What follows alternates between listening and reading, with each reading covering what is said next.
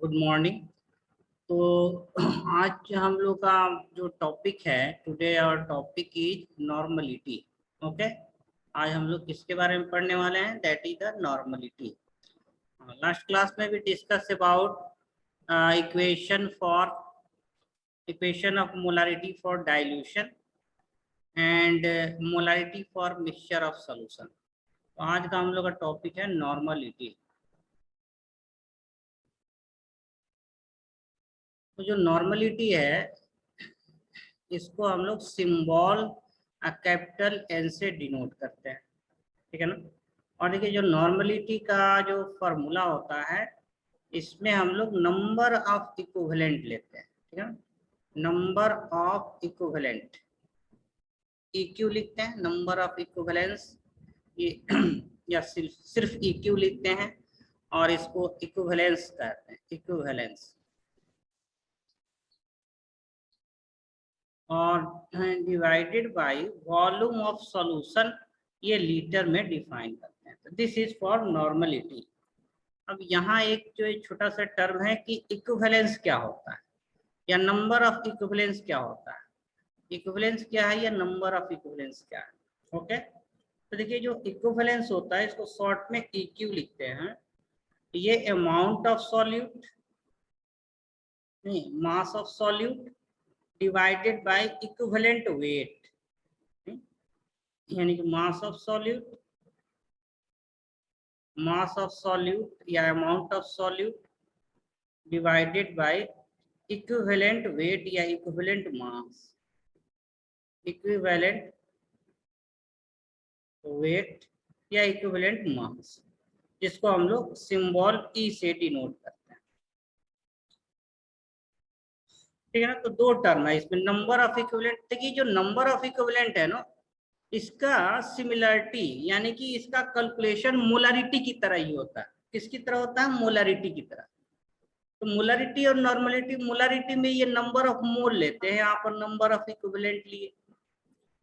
और number of equivalent क्या होता है? Mole by equivalent weight. और नंबर ऑफ मोल क्या होता है? Amount by molecular weight, amount of solute by molecular weight. यहाँ हम लोग लेते हैं अमाउंट बाय इक्विवेलेंट वेट। और इक्विवेलेंट वेट क्या है? थर्ड टर्म क्या है? Equivalent weight. तो ये इक्विवेलेंट वेट क्या होता है? This is defined as molar mass, ठीक है ना। मोलर मास, अगर एटम होगा तो ग्राम एटॉमिक मास, मॉलिक्यूल होगा तो gram molecular mass, divided by n factor. यहाँ एक फिर टर्म आ जाता है n फैक्टर। और फिर सर ये इक्विवेलेंट वेट है क्या? हाँ, क्या बोले? इक्विवेलेंट वेट है क्या सेकंड? हाँ, इक्विवेलेंट वेट है, equivalent wait, okay sir. Equivalent weight.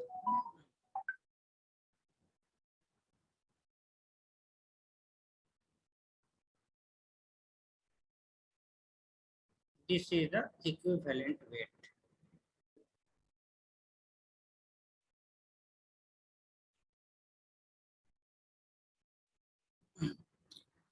ठीक है, n फैक्टर। और ये फिर n फैक्टर क्या होता है? तो n फैक्टर जो होता है, n फैक्टर ये एलिमेंट के लिए लेते हैं। एलिमेंट का जो वैलेंसी होता है वो n फैक्टर होता है, या एसिड का जो H+ आयन जितना होगा H फैक्टर, n फैक्टर होता है। या अगर बेस है तो बेस के लिए नंबर ऑफ OH आयन जो है n फैक्टर होता है, नंबर ऑफ OH आयन। अगर साल्ट है साल्ट के लिए टोटल पॉजिटिव चार्ज लेते हैं, या टोटल निगेटिव चार्ज लेते हैं, या फिर कितना लॉस ऑफ इलेक्ट्रॉन हो रहा है रिएक्शन में, लॉस और गेन ऑफ इलेक्ट्रॉन पर मॉलिक्यूल कितना हो रहा है। हम लोग वैलेंसी बोल सकते हैं क्या डायरेक्टली? हाँ, एलिमेंट के लिए वैलेंसी हुआ। वैलेंसी किसके लिए? एलिमेंट के लिए होता है, सिर्फ एलिमेंट के लिए तो वैलेंसी हुआ। हाँ, बाकी के लिए एसिड के लिए H+ आयन देखते हैं, बेस के लिए OH- आयन काउंट करते हैं, साल्ट के लिए पॉजिटिव या निगेटिव चार्ज लेते हैं, और रिएक्शन में जब इक्विवेलेंट वेट डिफाइन करते हैं तो कितना इलेक्ट्रॉन लॉस गेन हो रहा है, या इसी को कहते हैं ऑक्सीडेशन या रिडक्शन में कितना इलेक्ट्रॉन लॉस गेन हो रहा है, ये एन फैक्टर होता है। तो यहाँ 2-3 टर्म है, number of equivalent, it is similar to number of mole, और नंबर ऑफ इक्विवेलेंट क्या होता है, अमाउंट बटा equivalent weight, it is similar to mole के सिमिलर है, अमाउंट बटा मॉलिक्यूलर वेट, यहाँ अमाउंट बटा इक्विवेलेंट वेट, और थर्ड इक्विवेलेंट वेट है molar mass by N factor, और फिर एन फैक्टर एलिमेंट के लिए भी बात करते हैं, सीड की बात करते हैं, बेस के लिए for base, for salt, for oxidizing agent, reducing agent, या फॉर रिएक्शन, इतने सारे एन फैक्टर है। ओके, तो 1 by 1 सबको हम लोग डिस्कस करेंगे, 1 by 1 सबको डिस्कस करेंगे, ठीक है। तो सबसे पहले जो नॉर्मलिटी का जो फॉर्मूला है, देखिए, ठीक है ना, नॉर्मलिटी का जो फॉर्मूला है, तो चलिए हम लोग लास्ट से ही ये स्टार्ट कर लेते हैं, है ना। उसके बाद से एन फैक्टर देख सकते हैं, फिर इक्विवेलेंट वेट, फिर कैसे इक्विवेलेंट निकालेंगे, और नॉर्मलिटी का फॉर्मूला ऐसे भी हम लोग डिस्कस कर सकते हैं।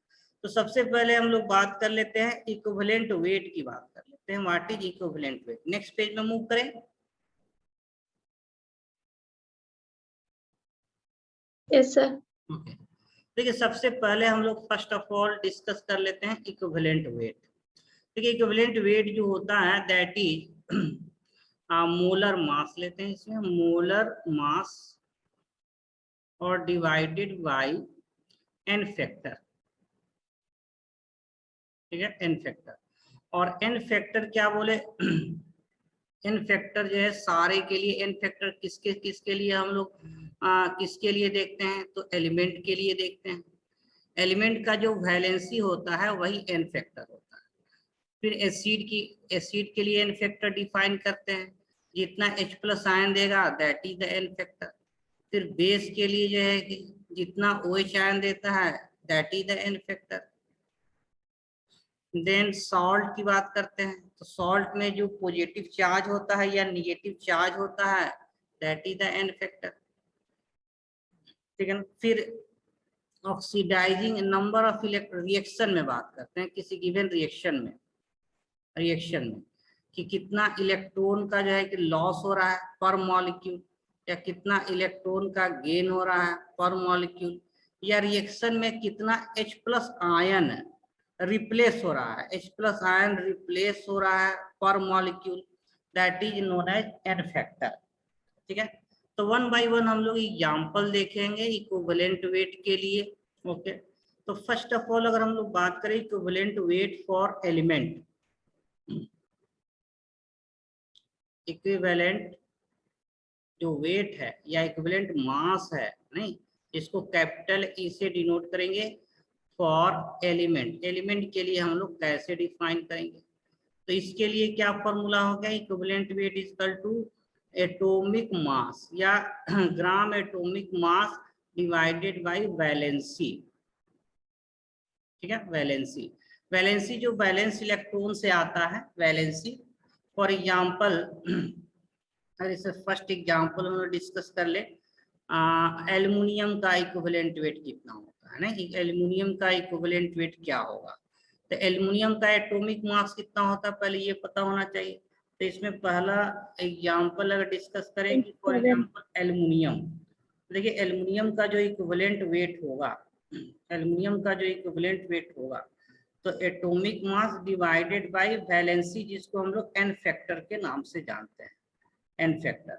तो एलिमेंट के लिए एन फैक्टर क्या है, this is the valency. Element के लिए एन फैक्टर क्या होता है, दिस इज द वैलेंसी। तो एल्युमिनियम का एटॉमिक वेट 27 है और इसका वैलेंसी 3 होता है, तो इसका इक्विवेलेंट वेट कितना हो गया, 9 ग्राम हो गया। एटॉमिक वेट 27 ग्राम होता है, इक्विवेलेंट वेट 9 ग्राम, यानी कि ऐसे लिख सकते हैं कि इक्विवेलेंट वेट जो है, इक्विवेलेंट वेट जो होगा ऑफ एल्युमिनियम, ये जो है 9 ग्राम हो गया, और इसका एटॉमिक वेट कितना होता है 27 ग्राम होगा। तो ये 3 क्या है, ये इसका एन फैक्टर है, 3 क्या हो गया, एन फैक्टर। तो एल्युमिनियम के लिए एन फैक्टर क्या हो गया 3 हो गया, यानी कि वैलेंसी होता है। देखिए एल्युमिनियम का एटॉमिक नंबर कैसे लिखते हैं 283, तो ये जो 3 है यही वैलेंसी है और यही इसका एन फैक्टर है। यही वैलेंसी हो गया, यही इसका एन फैक्टर जो है कि डिफाइन होगा। अगर सेकेंड एग्जाम्पल की बात करें, फॉर एग्जाम्पल मैग्नीशियम, देखिए सेकेंड एग्जाम्पल कि अगर मैग्नीशियम हम लोग बात करें, मैग्नीशियम का इक्विवेलेंट वेट अगर निकालना है तो ये क्या होगा मोलर मास और डिवाइडेड बाय एन फैक्टर, ठीक है ना, एन फैक्टर आपका।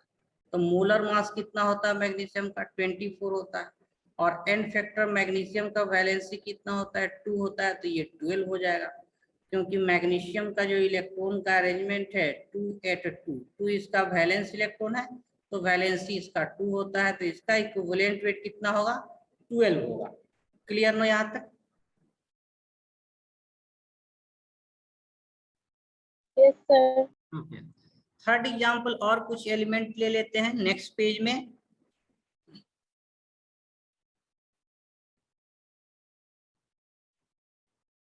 ओके, देखिए कुछ और एग्जाम्पल हम लोग डिस्कस कर सकते हैं।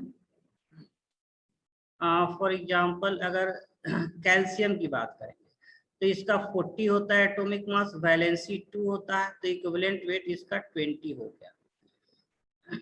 वैसे ही हाइड्रोजन की बात करेंगे, इसका एटॉमिक मास भी 1 होता है और एन फैक्टर भी 1 होता है, तो इसका इक्विवेलेंट वेट 1 होगा। फिर क्लोरीन की बात करेंगे तो इसका एटॉमिक वेट 35.5 होगा एंड इसका वैलेंसी 1 होगा, तो ये 35.5, यानी कि हाइड्रोजन के लिए क्लोरीन के लिए जो एटॉमिक मास है इक्विवेलेंट वेट सेम है। इसमें क्या है कि इक्विवेलेंट वेट और एटॉमिक मास दोनों क्या है इक्वल है। क्लोरीन के लिए इक्विवेलेंट वेट और एटॉमिक मास क्या है इक्वल है।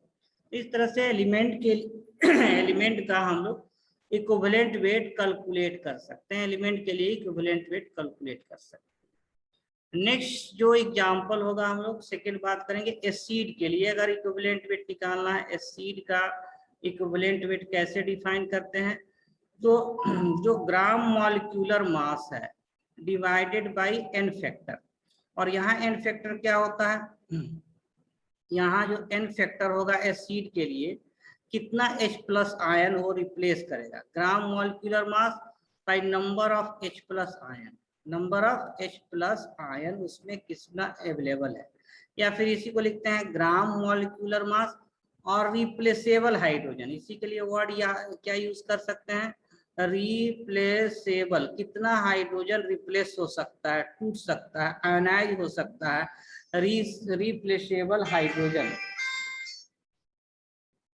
रिप्लेसेबल हाइड्रोजन की हम लोग बात करते हैं। ओके, तो एग्जांपल अगर डिस्कस करें फॉर एग्जांपल एसिड के लिए, फर्स्ट एग्जांपल H2SO4। देखिए H2SO4 का मोलर मास कितना होता है, मोलर मास कितना होता है 98 होता है। अगर इसके इक्विवेलेंट वेट हम लोग निकालें तो मोलर मास डिवाइडेड बाय, देखिए इसमें 2H प्लस आयन है तो डिवाइडेड बाय 2 देंगे, तो ये 98 डिवाइडेड बाय 2, तो ये 49 ग्राम हो गया। ये क्या हो गया इक्विवेलेंट वेट हो गया 49 ग्राम। क्या है this is the equivalent weight, किसके लिए सल्फ्यूरिक एसिड के लिए, इक्विवेलेंट वेट सल्फ्यूरिक एसिड के लिए होगा। लेकिन अगर HNO3 की बात करें, HNO3 तो देखिए इसका जो मॉलिक्यूलर मास होता है दैट इज 63 होता है, और इसके इक्विवेलेंट वेट की बात करेंगे, इक्विवेलेंट वेट तो मॉलिक्यूलर मास डिवाइडेड बाय, यहाँ एन फैक्टर 1 है क्योंकि एक रिप्लेसेबल हाइड्रोजन है, तो यहाँ इक्विवेलेंट वेट जो है 63/1, ये 63 आया। तो इसके लिए इस एग्जाम्पल में क्या है कि जो हमारा इक्विवेलेंट वेट है और जो मॉलिक्यूलर वेट है ये दोनों इक्वल है। क्यों? क्योंकि यहाँ एन फैक्टर 1 है, एन फैक्टर 1 है।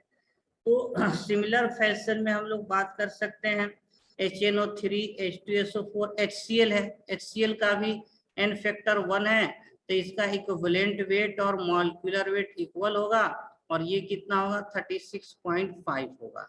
तो ये एसिड के लिए कैसे हम लोग इक्विवेलेंट वेट डिफाइन कर सकते हैं ये हम लोग देखें, ठीक है ना।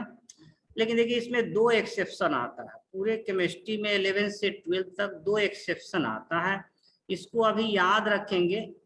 ये एक्चुअली 12th में पढ़ना है, लेकिन एक्सेप्शन जो है क्यों है कैसे है ये सब आगे, लेकिन इसमें याद रखना है कि एक जो फास्फोरिक एसिड होता है H3PO4 या H3PO3 या H3PO2, देखिए सब में यहाँ हाइड्रोजन कितना है, देखने में तो 3 हाइड्रोजन सब में है, लेकिन एन फैक्टर की बात करेंगे तो एन फैक्टर इसके लिए 3 आता है, एन फैक्टर इसके लिए 2 आता है, एन फैक्टर इसके लिए 1 आता है। यानी कि जो हम लोग हाइड्रोजन देख रहे हैं ये उतना H+ आयन नहीं देता है। क्यों नहीं देता है, कैसे नहीं देता है, इसके लिए स्ट्रक्चर पता होना चाहिए, जो कि हम लोग केमिकल बॉन्डिंग में पढ़ेंगे या 12th के केमिस्ट्री में इसके बारे में पढ़ना है। लेकिन अभी तो कम से कम ध्यान रखना है, इस तरह का 2 ही एग्जाम्पल है, लेकिन बाकी सारे एग्जाम्पल में जितना आपको H+ आयन दिखे वही आपका इक्विवेलेंट वेट एन फैक्टर होगा। और दूसरा एग्जाम्पल इसमें क्या आता है, सेकेंड एग्जाम्पल H3BO3, ये बोरिक एसिड के नाम से जानते हैं। यहाँ भी एन फैक्टर जो होता है ये 1 आता है, 3 हाइड्रोजन है लेकिन एन फैक्टर 1 आता है। तो 2 एक्सेप्शन है 2 एक्सेप्शन है। अच्छा, थोड़ा सा समझने की कोशिश कर रहे हैं, हाँ बाकी तो हम लोग आगे 11th-12th में भी समझेंगे कि देखिए यहाँ तो है 3 हाइड्रोजन, लेकिन ये तीनों हाइड्रोजन नहीं देता है, बस 2 ही हाइड्रोजन इसमें से स्प्लिट होता है, आयोनाइज होता है, टूटता है, रिप्लेसेबल होता है। अब कैसे समझेंगे, तो इसको कहते हैं वही हाइड्रोजन टूटता है जो ऑक्सीजन से अटैच होता है। तो इसके लिए तो फिर स्ट्रक्चर पता होना चाहिए। देखिए इसका स्ट्रक्चर कुछ ऐसे होता है कि ये हमारा ऑक्सीजन है और फिर ये ऑक्सीजन जो है H3PO3 की हम बात कर रहे हैं, 3 ऑक्सीजन ले लिए और इस ऑक्सीजन से एक हाइड्रोजन, इस ऑक्सीजन से एक हाइड्रोजन, और ये हाइड्रोजन ऑक्सीजन से अटैच नहीं होता है, इसलिए ये एन फैक्टर में भाग नहीं लेता है। तो यहाँ एन फैक्टर वही हाइड्रोजन जो ऑक्सीजन से अटैच होता है वो एन फैक्टर के लिए कंट्रीब्यूट होता है। लेकिन इतना सारा टेंशन नहीं लेना है आपको, हम लोग तो अभी स्ट्रक्चर नहीं पढ़े हैं, आगे पढ़ेंगे 12th में भी और केमिकल बॉन्डिंग में भी। लेकिन इस तरह का 2 ही एक्सेप्शन है, इसलिए इसको डायरेक्ट याद भी रखना है। बाकी जितना एसिड होगा उसमें बस जो H+ आयन दिखेगा वही उसका आपका जो है कि एन फैक्टर होगा, इसलिए ज्यादा टेंशन लेने की जरूरत नहीं है। तो क्लियर है ना एसिड के लिए इक्विवेलेंट वेट?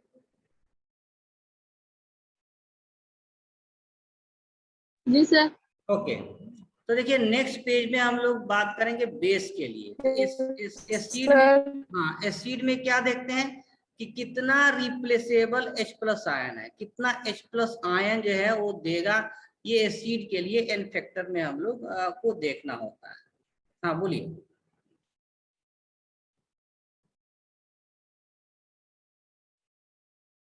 ओके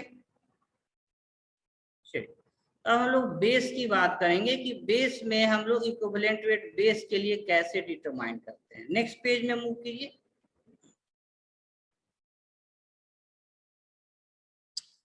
देखिए इक्विवेलेंट वेट बेस के लिए, यानी कि 3rd नंबर में हम लोग बेस जो होता है बेस और इसका इक्विवेलेंट वेट कैसे डिफाइन करते हैं, तो molecular mass divided by number of OH ion, इसमें कोई एक्सेप्शन नहीं है, number of OH minus ion, ये इक्विवेलेंट वेट होगा। एग्जाम्पल अगर हम लोग देखें कि फर्स्ट एग्जाम्पल सोडियम हाइड्रोक्साइड है, तो इसका जो इक्विवेलेंट वेट होगा molecular mass divided by 1, n factor यहाँ 1 है, एक OH है, मॉलिक्यूलर मास इसका 40 होता है। मॉलिक्यूलर मास कितना होता है इसका, मॉलिक्यूलर मास 40 होता है और इक्विवेलेंट मास भी 40 होगा।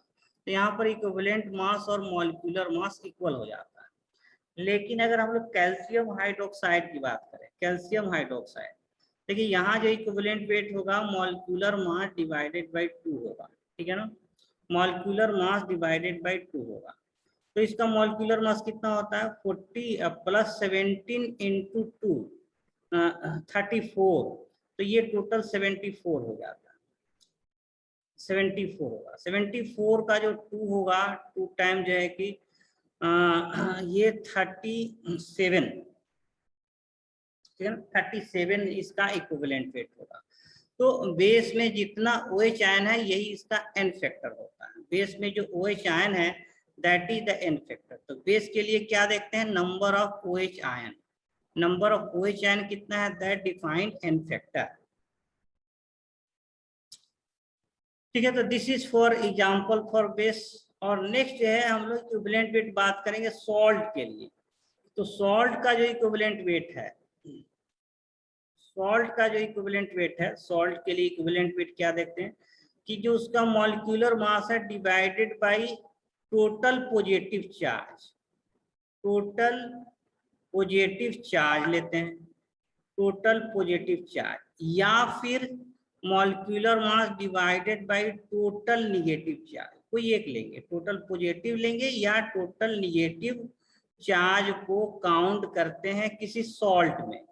फॉर एग्जाम्पल देखिए डिस्कस करेंगे, एक एग्जाम्पल ले लेंगे, कैल्शियम कार्बोनेट, ये सॉल्ट है और इसका इक्विवेलेंट वेट निकालना है। तो इसका जो है कि मॉलिक्यूलर मास, अब देखिए यहाँ पॉजिटिव चार्ज कैल्शियम पर है और कैल्शियम पर कितना पॉजिटिव चार्ज होता है, +2 होता है। एक ही एटम है तो टोटल पॉजिटिव चार्ज 2 होगा। और इसका वेट कितना होता है, 100 ग्राम होता है मॉलिक्यूलर मास। तो इसका इक्विवेलेंट वेट कितना हो जाएगा, 100/2, यानी कि 50 इसका इक्विवेलेंट वेट होगा। अब सेकेंड एग्जांपल जो है ठीक है ना, या फिर कहते हैं टोटल निगेटिव चार्ज। तो कार्बोनेट जो है ना, इस पर निगेटिव चार्ज जितना पॉजिटिव होता है उतना ही निगेटिव, क्योंकि ये न्यूट्रल मॉलिक्यूल है। तो पॉजिटिव या निगेटिव कोई भी चार्ज हो उसको लेते हैं, पॉजिटिव चार्ज लेंगे या निगेटिव चार्ज लेंगे। दिस इज फॉर सॉल्ट, ये किसके लिए है, सॉल्ट के लिए।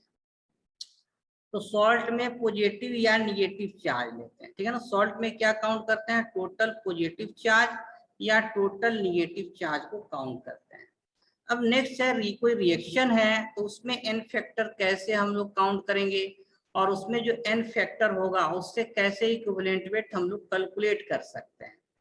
तो नेक्स्ट हम लोग बात करेंगे फॉर ए गिवन रिएक्शन। तो जो फिफ्थ टाइप का है इक्विवेलेंट वेट, जो फिफ्थ टाइप में हम लोग देखेंगे इक्विवेलेंट वेट। इक्विवेलेंट वेट किसी गिवन रिएक्शन के लिए, रिएक्शन के लिए, ये रिएक्शन कैसा रिएक्शन होगा, तो ये रिएक्शन ऑक्सीडेशन टाइप का रिएक्शन होगा, या रिडक्शन टाइप का रिएक्शन होगा, या फिर न्यूट्रलाइजेशन रिएक्शन होता है, एसिड बेस न्यूट्रलाइजेशन रिएक्शन हो सकता है, न्यूट्रलाइजेशन रिएक्शन हो सकता है। अच्छा, ऑक्सीडेशन रिडक्शन तो हम लोग बहुत बेसिक पहले से थोड़ा बहुत सुने होंगे कि ऑक्सीडेशन में क्या होता है, चार्ज, पॉजिटिव चार्ज इंक्रीज होता है, यानी कि लॉस ऑफ इलेक्ट्रॉन होता है। और जब लॉस ऑफ इलेक्ट्रॉन होगा, लॉस ऑफ इलेक्ट्रॉन होगा, तो इसमें जो पॉजिटिव चार्ज होगा वो क्या होता है, इंक्रीज करता है। और रिडक्शन कब होता है, जब गेन ऑफ इलेक्ट्रॉन होता है। क्या होता है, गेन ऑफ इलेक्ट्रॉन होता है। तो इसमें जो है चार्ज डिक्रीज करेगा, पॉजिटिव चार्ज क्या होगा, चार्ज जो है कि डिक्रीज करता है, पॉजिटिव चार्ज कम जाता है। और न्यूट्रलाइजेशन कैसा रिएक्शन होता है, जिसमें एसिड और बेस का रिएक्शन होता है। तो रिएक्शन में एन फैक्टर कैसे देखना है, इसको हम लोग बात करते हैं। जैसे फॉर एग्जांपल लेते हैं कि मान लीजिए आयरन है और ये इसका ऑक्सीडेशन हो रहा है +2। अच्छा, ऑक्सीडेशन क्यों हो रहा है, देखिए यहाँ पर 0 चार्ज है और जितना इलेक्ट्रॉन लॉस होता है, 2 इलेक्ट्रॉन लॉस किया तो 2 पॉजिटिव चार्ज हो गया। अब कहेंगे कि यहाँ पर आयरन का इक्विवेलेंट वेट कितना है, आयरन का इक्विवेलेंट वेट कितना है। तो रिएक्शन में जितना इलेक्ट्रॉन लॉस हुआ तो आयरन का atomic mass divided by N factor. N factor होता है जितना इलेक्ट्रॉन लॉस करेगा। देखिए आयरन का एटॉमिक मास 56 होता है, तो 56 और कितना इलेक्ट्रॉन लॉस किया, 2 इलेक्ट्रॉन लॉस किया। कैसे पता चला, क्योंकि यहाँ 2 पॉजिटिव चार्ज है, 0 से किस में आया, 2 पॉजिटिव चार्ज में आया। तो ये कितना होगा 28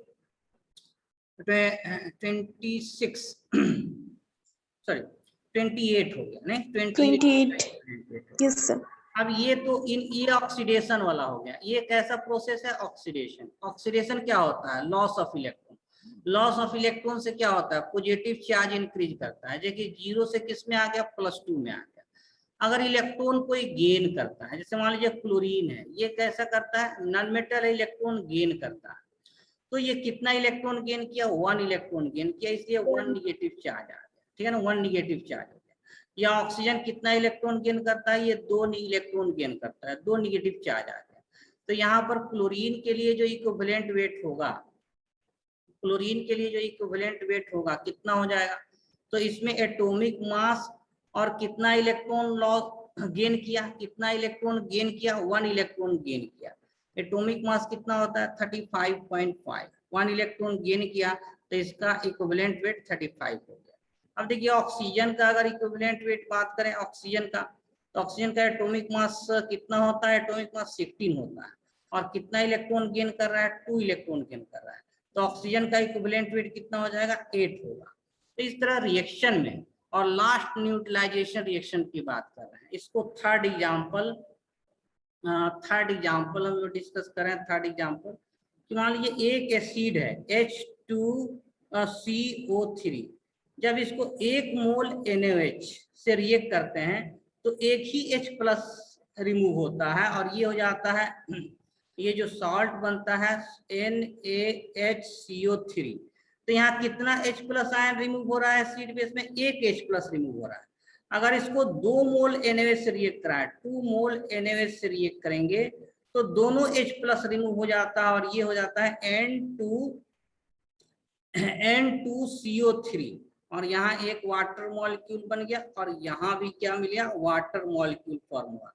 देखिए इस रिएक्शन के लिए H2CO3 का जो इक्विवेलेंट वेट है, कितना हाइड्रोजन रिप्लेस हो रहा है रिएक्शन में, कितना हाइड्रोजन रिप्लेस हो रहा है, तो एक हाइड्रोजन, एक ऑलरेडी है और एक ही हाइड्रोजन इसका रिप्लेस हो रहा है। तो इसमें जो इक्विवेलेंट वेट होगा किसका, H2CO3 का, ये मॉलिक्यूलर मास बाई 1, क्योंकि 1 हाइड्रोजन रिप्लेस हुआ है, और इसमें कितना हाइड्रोजन रिप्लेस हुआ है, 2 हाइड्रोजन रिप्लेस हुआ है। तो यहाँ जो इक्विवेलेंट वेट होगा H2CO3 के लिए, ये मॉलिक्यूलर मास बाई 2 होगा, क्योंकि यहाँ दोनों का दोनों हाइड्रोजन रिप्लेस हो गया। तो न्यूट्रलाइजेशन एसिड बेस रिएक्शन में कितना हाइड्रोजन रिप्लेस हो रहा है, रिमूव हो रहा है, वो जो है एन फैक्टर देता है, रिप्लेसेबल हाइड्रोजन। तो फिर एक बार चार्ट को देख लीजिए, ये हम लोग का कंप्लीट हो गया। रिएक्शन में इलेक्ट्रॉन लॉस होगा या इलेक्ट्रॉन गेन होगा, या हाइड्रोजन कितना रिप्लेस हो रहा है, दैट गिव एन फैक्टर। और एन फैक्टर अगर पता है तो हम लोग मोलर मास में जब डिवाइड करते हैं तो इक्विवेलेंट वेट मिल जाता है, and this is all about equivalent weight. तो यहाँ पर हम लोग 2 फैक्टर डिस्कस कर लिए कि एन फैक्टर और इक्विवेलेंट वेट डिफरेंट कंडीशन में क्या होता है। अब ये दोनों हो गया, तो अब हम लोग बहुत आसानी से देखिए, given mass by equivalent wait, यही इक्विवेलेंट आता है, और इसको जब वॉल्यूम से डिवाइड करते हैं तो नॉर्मलिटी आ जाता है। तो अब हम ये दोनों फैक्टर को डिस्कस करेंगे और हम देखेंगे कि हाउ टू कैलकुलेट नॉर्मलिटी। तो ये हम लोग का फिर एक बार देख लीजिए, फर्स्ट पेज हो गया हमारा, क्लियर नो। इसमें हम लोग इक्विवेलेंट वेट और नॉर्मलिटी दोनों डिस्कस कर लिए। अब हम लोग नेक्स्ट डिस्कस करने वाले हैं नॉर्मलिटी कैसे निकालेंगे किसी सॉल्यूशन का। ये फर्स्ट पेज था। नेक्स्ट हम लोग का जो सेकंड पेज था, इसमें हम लोग टोटल इक्विवेलेंट वेट के बारे में डिस्कस किए। एक ही फॉर्मूला है, molar mass by N factor, लेकिन एन फैक्टर एलिमेंट के लिए, एसिड के लिए, बेस के लिए, सॉल्ट के लिए, रिएक्शन के लिए इतना सारा केसेस है। तो उस कंडीशन में एलिमेंट के लिए इक्विवेलेंट वेट वैलेंसी से डिवाइड करते हैं। इसका एग्जांपल हम लोग देखें। एसिड के लिए इक्विवेलेंट वेट में एन फैक्टर जो है रिप्लेसेबल H+ आयन होता है। 2 एक्सेप्शन है, एक H3 फास्फोरिक एसिड का और एक बोरिक एसिड का। बाकी सारे में जितना H+ होगा उतना ही एन फैक्टर होता है। और इक्विवेलेंट वेट हम लोग एसिड के लिए डिफाइन कर सकते हैं। इक्विवेलेंट वेट बेस के लिए जितना OH होगा, इसमें कोई एक्सेप्शन नहीं है, उतना ही से डिवाइड करेंगे, इक्विवेलेंट वेट मिल जाता है। सॉल्ट के लिए जो टोटल पॉजिटिव चार्ज या टोटल निगेटिव चार्ज, ये इक्विवेलेंट वेट जो है कि सॉल्ट के लिए डिफाइन होता है।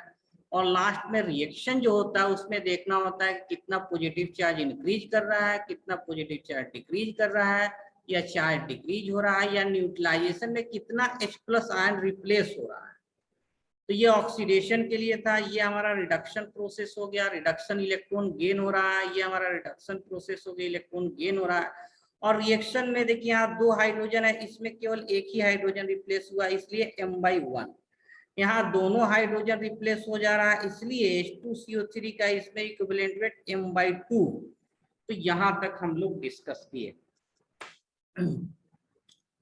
तो इस वीडियो को अच्छा से देखना है, एकदम सिस्टमैटिक देखना है, बार बार देखकर समझना है। एग्जाम्पल भी हम लोग लिए हैं, एग्जाम्पल जो है जितना पॉसिबल है सब एग्जाम्पल हम लोग डिस्कस कर रहे हैं। चलिए नेक्स्ट पेज में हम लोग बात करेंगे नॉर्मलिटी का।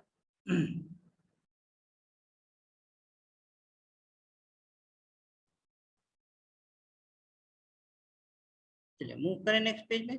ठीक है, नेक्स्ट पेज में हम लोग को क्या करना है, नॉर्मलिटी जो है, अब हम लोग बात करेंगे नॉर्मलिटी। तो देखिए जो नॉर्मलिटी है, सबसे पहले इसका फॉर्मूला देख लेते हैं, फिर इसका क्वेश्चन हम लोग सॉल्व करेंगे कि नॉर्मलिटी को हम लोग कैपिटल N से डिनोट करते हैं। अच्छा, नॉर्मलिटी में जो कैलकुलेशन है वो मोलरिटी की तरह होता है। किसकी तरह होता है? मोलरिटी की तरह होता है कैलकुलेशन, इसको कैपिटल M से डिनोट करते हैं। तो डिफरेंसेस क्या है, थोड़ा सा पैरेलल में कंपैरेटिव जो है कि हम लोग डिस्कस कर लेते हैं कि नॉर्मलिटी क्या बोले कि number of equivalence by volume in litre, जबकि मोलरिटी में हम लोग क्या लेते हैं कि नंबर ऑफ मोल। मोलरिटी में क्या हो जाता है, number of mole by volume of solution in litre. देखिए क्या डिफरेंस हो गया कि यहाँ पर नंबर ऑफ इक्विवेलेंस लेते हैं, यहाँ नंबर ऑफ मोल लेते हैं, बाकी वॉल्यूम पर लीटर ऑफ सॉल्यूशन, पर लीटर ऑफ सॉल्यूशन जो है वॉल्यूम ऑफ सॉल्यूशन पर लीटर, दोनों में सेम फैक्टर है। अब देखिए सेकेंड, इसी इक्वेशन को, मोलारिटी के इक्वेशन को अगर तोड़ते हैं, मोल को कैसे स्प्लिट करते हैं कि given mass of solute, WB से डिनोट करते हैं। मास ऑफ सॉल्यूट कितना है, गिवन मास ऑफ सॉल्यूट यानी कि WB by molar mass of solute MB, और इसको मल्टीप्लाई करते हैं किसको, 1000 से, अगर वॉल्यूम ml में है। वॉल्यूम किस में है? ml में है। तो सिमिलर फैशन में नॉर्मलिटी के लिए देखें तो यहाँ इक्विवेलेंट को स्प्लिट करते हैं। इक्विवेलेंस क्या होता है कि given mass of solute divided by, देखिए यहाँ भी गिवन मास ऑफ सॉल्यूट है, यहाँ भी गिवन मास ऑफ सॉल्यूट है।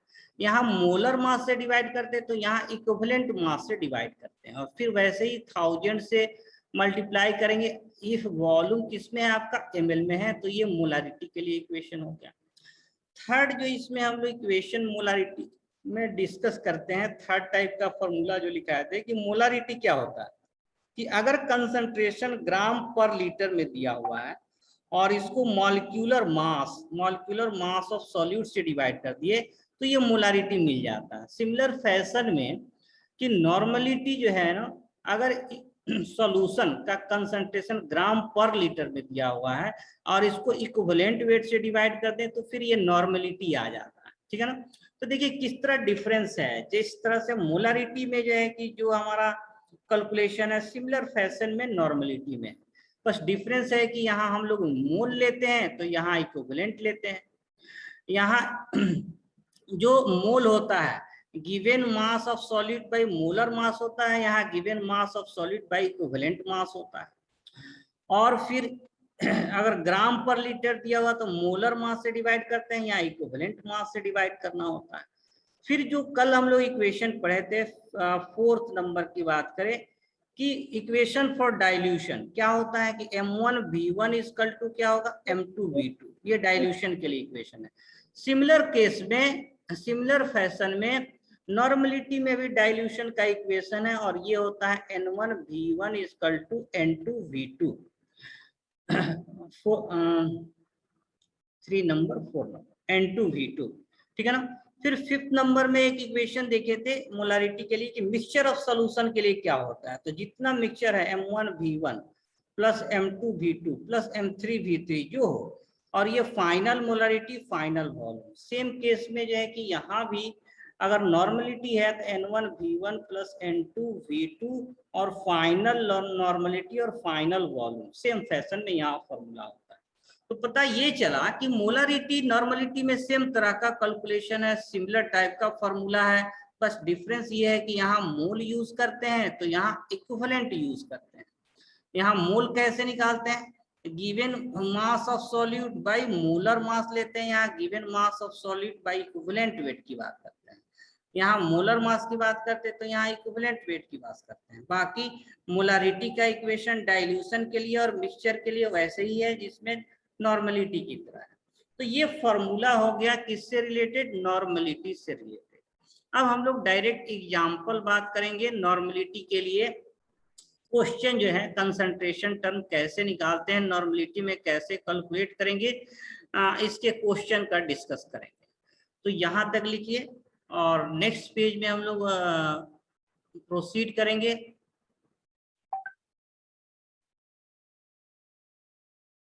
ओके चलिए, तो अब हम लोग डायरेक्ट क्वेश्चन की बात करेंगे। क्वेश्चन देखते हैं नेक्स्ट पेज में।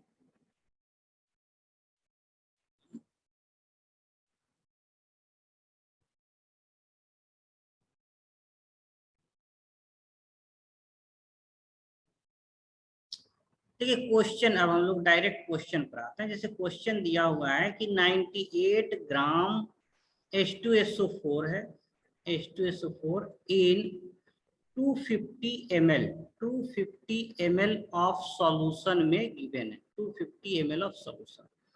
तो इसका कैलकुलेट करना है। इसका हम लोग सेम क्वेश्चन के लिए हम लोग नॉर्मलिटी भी निकालेंगे, कैलकुलेट करना है। क्या कैलकुलेट करना है, सेम क्वेश्चन के लिए नॉर्मलिटी भी हम लोग देखेंगे कितना हो रहा है, और सेम क्वेश्चन के लिए हम लोग मोलारिटी भी कैलकुलेट करेंगे, ठीक है ना। ओके, तो जो क्वेश्चन है कि 98 ग्राम H2SO4 दिया हुआ गिवन है इन 250 ml of solution, calculate normality and molarity. दोनों हम लोग सेम क्वेश्चन के लिए कैलकुलेट करेंगे। पहले हम लोग नॉर्मलिटी देखते हैं। तो क्या बताया कि नॉर्मलिटी के लिए क्या इक्वेशन है, नॉर्मलिटी के लिए कि given mass of solute divided by equivalent wait, नहीं डिवाइडेड बाय इक्विवेलेंट वेट से डायरेक्ट हम लोग डिवाइड करेंगे। Given mass of solute divided by equivalent wait, ये डायरेक्ट फॉर्मूला है, इक्विवेलेंट वेट इनटू 1000। अगर वॉल्यूम ml में दिया हुआ है, वॉल्यूम किस में लेना है, ml में, तो ये डायरेक्ट फॉर्मूला हुआ। और देखिए गिवन मास सॉल्यूट का दिया हुआ है 98 ग्राम, तो वैल्यू पुट करेंगे। ये हमारा क्या दिया हुआ है, WB दिया हुआ है, तो ये हो गया 98। अच्छा, इक्विवेलेंट वेट H2SO4 का कितना होता है, तो यहाँ कैलकुलेट करते हैं। देखिए इक्विवेलेंट वेट जो होगा एसिड के लिए H2SO4 है, तो इसका मॉलिक्यूलर मास और n फैक्टर 2 है। मॉलिक्यूलर मास 98 होता है, n फैक्टर 2 है, तो इक्विवेलेंट वेट कितना हो गया, 49। तो यहाँ जो इक्विवेलेंट वेट H2SO4 का है, मॉलिक्यूलर वेट तो 98 होता है, इक्विवेलेंट वेट 49 होता है। अच्छा, गिवन वॉल्यूम के कितना दिया हुआ है, 250 ml दिया हुआ है वॉल्यूम, तो 250 और इसको लीटर में चेंज करने के लिए 1000 से डिवाइड करते हैं, तो ये ऊपर आता है। तो ये अब नॉर्मलिटी हो गया। अब देखिए नॉर्मलिटी कितना आ गया, तो 49 से 2 कट जा रहा है और 254 या ये 1000 हो गया, तो ये 8 नॉर्मलिटी आ गया। तो नॉर्मलिटी ऑफ सॉल्यूशन कितना हो गया, 8 हो गया। तो इस तरह से हम लोग नॉर्मलिटी कैसे निकालते हैं, नॉर्मलिटी कैसे निकालते हैं, या फॉर्मूला है कि ये भी लिखे थे, नॉर्मलिटी इक्वल टू इक्विवेलेंट या equivalence by volume in litre, और इक्विवेलेंस को ही तोड़े थे किसमें, amount given amount of solute bye equivalent wait, इसी कहते हैं इक्विवेलेंस। और वॉल्यूम अगर ml में है तो इसको 1000 बाई डिवाइड करते हैं वॉल्यूम ml से, है ना। तो मास बाय इक्विवेलेंस जो है यही नंबर ऑफ इक्विवेलेंट आता है, जैसे नंबर ऑफ मोल हम लोग कैलकुलेट करते हैं। तो नॉर्मलिटी कितना हो गया, 8 नॉर्मलिटी। तो इस तरह से किसी भी क्वेश्चन को हम लोग सॉल्व करेंगे। अब देखिए मोलारिटी निकालना है, सेकंड केस में क्या निकालना है, मोलारिटी।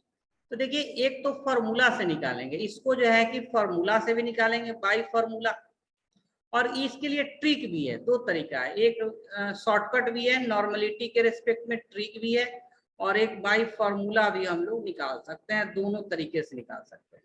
तो देखिए मोलारिटी और नॉर्मलिटी में एक रिलेशन है। ट्रिक क्या है कि नॉर्मलिटी मोलारिटी में रिलेशन है। क्या रिलेशन होता है? तो इसमें रिलेशन ये है कि normality is equal to n factor into molarity, ये रिलेशन है। Normality is equal to n factor into molarity, ये याद रखना, ये रिलेशन है। या इसी को हम लोग ऐसे लिख सकते हैं कि molarity is equal to normality divided by n factor. देखिए नॉर्मलिटी कितना आया इसका, 8 नॉर्मल आया, और H2SO4 का n फैक्टर कितना होता है, 2H प्लस आयन है तो 2n फैक्टर है। तो इसका मोलारिटी क्या हो गया, 4 मोलर, यानी कि ट्रिक डायरेक्ट आ गया, इसका मोलारिटी जो होगा 4 मोलर होगा। अच्छा, बाई फार्मूला अगर हम लोग कैलकुलेट करेंगे तो बाई फार्मूला मोलारिटी कैसे कैलकुलेट करते हैं? बाई फार्मूला अगर मोलारिटी कैलकुलेट करना है तो देखिए बाई फार्मूला डायरेक्ट अगर लिखे कि मोलारिटी इक्वल टू क्या होता है, given mass of solute by molar mass of solute into 1000 divided by volume in ml, volume 250 आ गया। तो अब देखिए इसका गिवन मास कितना है, 98 है, और 98 है, और मोलर मास कितना होता है, ये भी 98 हो गया, ये कट गया, और 250 से 1000 ये 4 मोलर आ गया। तो बाई फार्मूला भी 4 मोलर आ गया और बाई ट्रिक भी 4 मोलर आ गया, यानी कि normality is equal to n factor into molarity. तो इसका दो इंपॉर्टेंट कंक्लूजन है। कंक्लूजन क्या है? दो इंपॉर्टेंट कंक्लूजन है कि नॉर्मलिटी का जो वैल्यू होता है किसी गिवन सॉल्यूशन क्वेश्चन के लिए always greater than equal to molarity. अगर n फैक्टर 1 है, n फैक्टर हमारा क्या है, अगर 1 है, n फैक्टर या तो 1 होता है या ग्रेटर देन 1 होता है, यानी ग्रेटर देन इक्वल टू क्या होता है, 1 होता है। अगर n फैक्टर 1 होगा तो मोलारिटी और नॉर्मलिटी इक्वल होगा। अगर n फैक्टर ग्रेटर देन 1 होगा, इसका मतलब नॉर्मलिटी का वैल्यू ग्रेटर देन मोलारिटी होगा। तो ये कंक्लूजन याद रखना है। और n फैक्टर वही है जो हम लोग डिफरेंट टाइप से n फैक्टर हम लोग डिस्कस किए, n फैक्टर डिस्कस किए। तो n फैक्टर का वैल्यू हमेशा या तो 1 होगा ग्रेटर देन 1 होगा, इसलिए जब n फैक्टर 1 होगा तो नॉर्मलिटी और मोलारिटी दोनों इक्वल हो जाता है। जब n फैक्टर ग्रेटर देन 1 होता है तो नॉर्मलिटी, जैसे यहाँ पर देखिए n फैक्टर कितना है, 2 है, तो नॉर्मलिटी तो 8 है, ग्रेटर देन है किससे, मोलारिटी से 4 है, तो normality always greater then molarity अगर n फैक्टर 1 से ज्यादा है। अगर n फैक्टर 1 होगा तो नॉर्मलिटी मोलारिटी इक्वल हो जाता है। तो यहां तक क्लियर है, समझ में आया कुछ?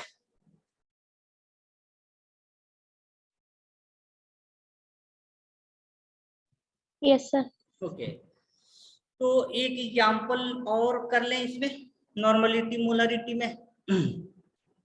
अच्छा, आप Okay, बताइए sir. एक सिंपल सा क्वेश्चन, क्योंकि 4-5 मिनट है तो एक दो सिंपल क्वेश्चन और कर लेते हैं। हाँ बोलिए बोलिए। आप वो क्वेश्चन जो हम करते हैं, अभी मतलब अभी आप क्वेश्चन दे दे, हम सॉल्व करते हैं, करके देखते हैं कि कर पाते हैं। आपको सॉल्व करना है। चलिए देखिए सिंपल क्वेश्चन जो है, अपना कर। क्वेश्चन हम दे रहे हैं, क्वेश्चन ऐसे है कि 3 मोलर, ठीक है ना, 3 मोलर H3PO4 सॉल्यूशन है, 3 मोलर। तो इट्स नॉर्मलिटी, इसका जो नॉर्मलिटी होगा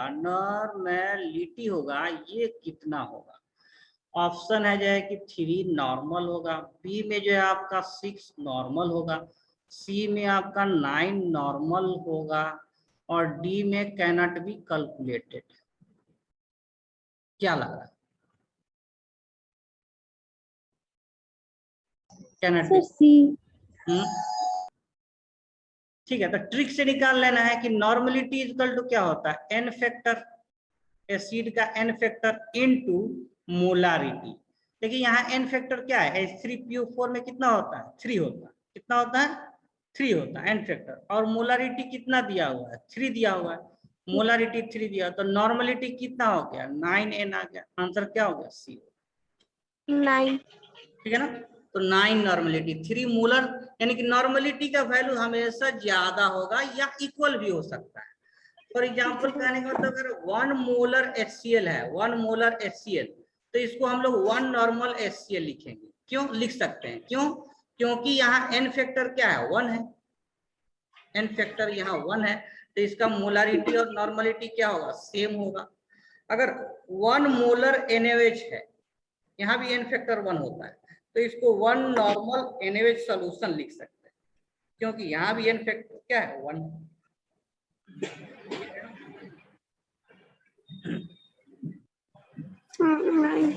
ये एक राउंड हम लोग का नॉर्मलिटी लगभग हो गया। इक्विवेलेंट वेट कैसे निकालते हैं एसिड के लिए, बेस के लिए, साल्ट के लिए, एलिमेंट के लिए, नॉर्मलिटी कंप्लीट हो गया। एन फैक्टर हम लोग का देखे, डिफरेंट एसिड बेस रिएक्शन के लिए n factor, normality and equivalent weight की बात की। तो देखिए नेक्स्ट क्लास में हम लोग इक्विवेलेंट वेट थोड़ा सा और डिस्कस करना है। इक्विवेलेंट वेट किस रिएक्शन में, ठीक है, रिएक्शन में जब इलेक्ट्रॉन लॉस गेन होता है, थोड़ा सा उसमें और हम लोग सीखेंगे, या डिफरेंट मेथड क्या है इक्विवेलेंट वेट कैलकुलेट करने के लिए। तो नेक्स्ट क्लास में लगभग हम लोग का थ्योरी कंप्लीट भी हो जाएगा, और कल से हम लोग क्वेश्चन डिस्कशन स्टार्ट कर देंगे। सबसे पहले डीपीपी, फिर एनसीईआरटी का क्वेश्चन, और फिर उसके बाद जो भी आपके पास खत्म है ना ये वाला, अभी ऑलमोस्ट तो खत्म ही है।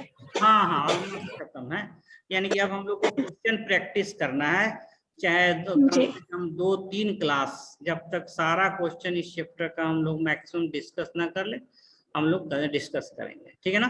तो आज हम यहीं बाइंड करते हैं क्लास, फिर हम लोग नेक्स्ट क्लास में मिलेंगे। Thank you. Thank you, sir. Okay, welcome. Thank you, sir. Thank you, sir. Bye, sir.